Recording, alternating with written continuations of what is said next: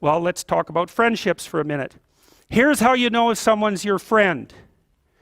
A, you can tell them bad news and they'll listen. And they won't tell you why, you're stupid and why that bad thing happened to you and how something worse happened to them once and, derail the whole conversation. You can actually tell them bad news and they'll listen. So that's a good thing. And then this is a weirder thing. You can tell them good news and they'll help you celebrate.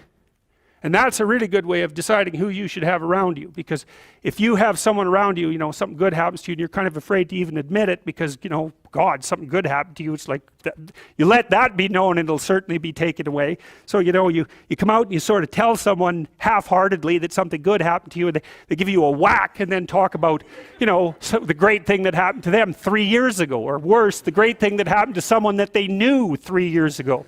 It's like, go away from that person. They're not helpful to you. And they're not helpful to themselves either. You can hang around with weasels and losers that are trying to pull you down to justify the fact that they're spiraling downhill as well.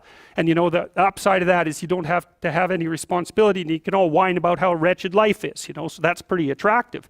But I would say it's also a bad medium to long-term plan. And so it's acceptable and desirable to try to surround yourself with people who are facilitating your development. If they'll listen and cooperate with you and move towards a better future, great. If they don't pay any attention and they keep doing the same damn things over and over and they're not going anywhere and it's painful, then maybe the proper thing to do is say, you just have your misery. I'll go off and have my life. And maybe you'll wake up at some point in the future and think that's a better way of being. Because just putting up with it is, well, they call that enabling, right?